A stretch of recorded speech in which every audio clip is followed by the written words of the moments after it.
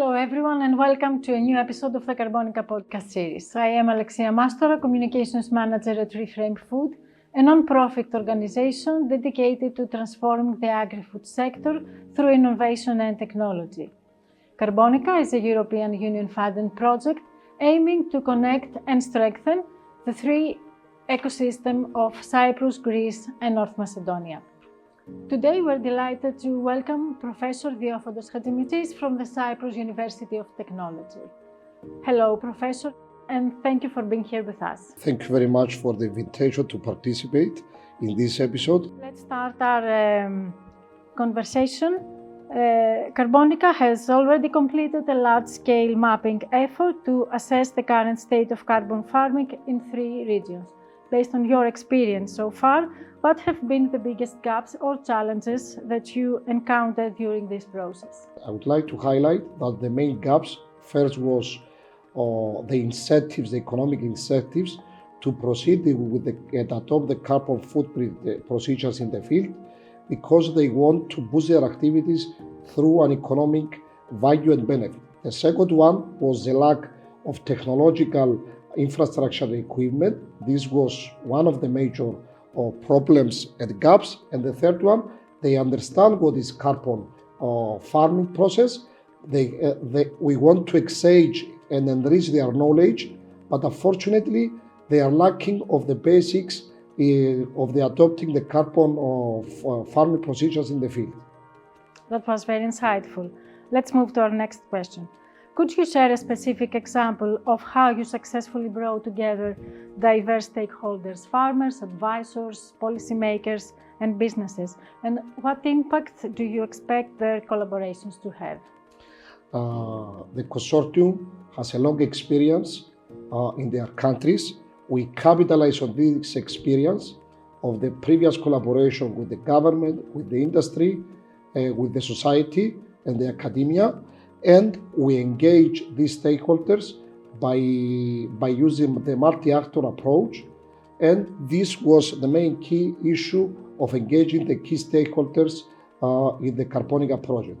I would like to highlight that in each country we engage more than 20 stakeholders.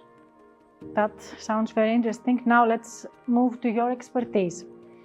As the lead of the CARBONICA Academy, you oversee an interactive e-learning platform that provides vocational training through online tools.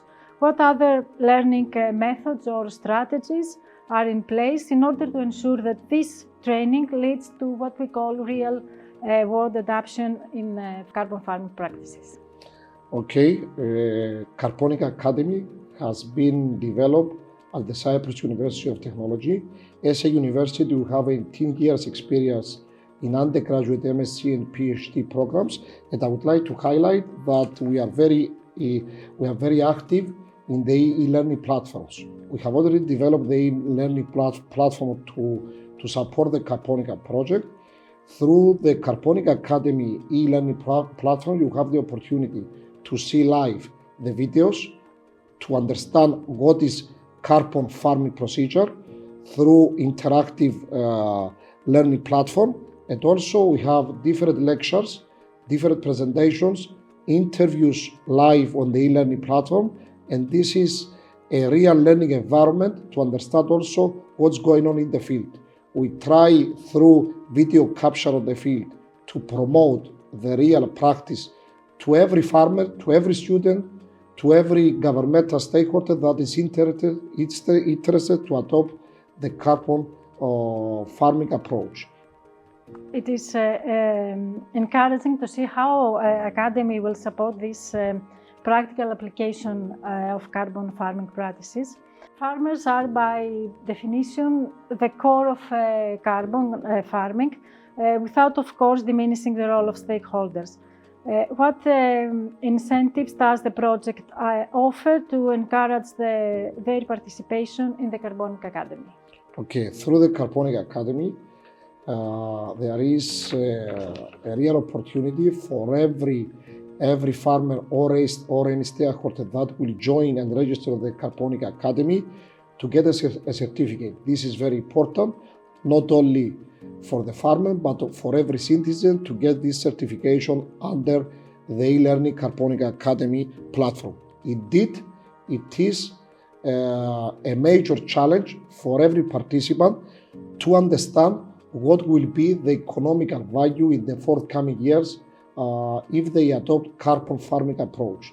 And through the label that we are planning to provide in the next forthcoming years, because there will be an EU policy in the whole European ecosystem, this will be a great advantage to get the certification in advance and be ready to see the next forthcoming challenges in the agricultural area in each ecosystem.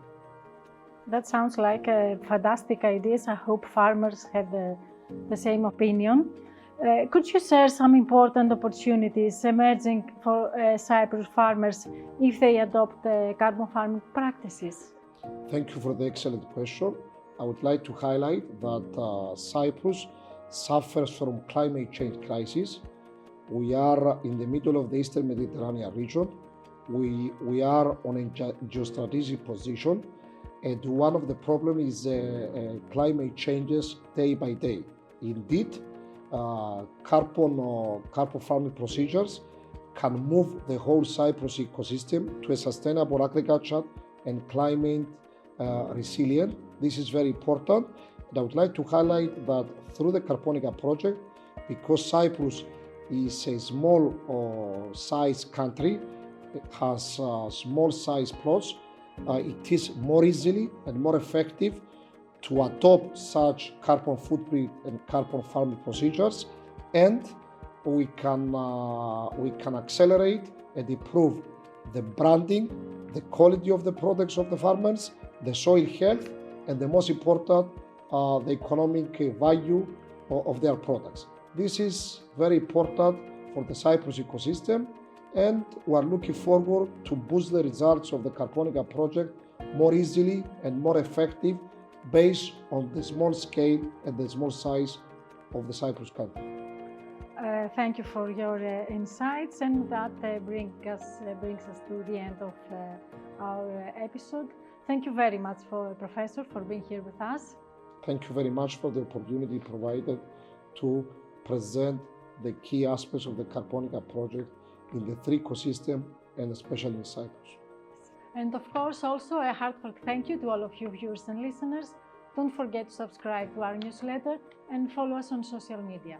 Till the next time, stay informed, inspired, and connected in creating a greener future. Thank you very much.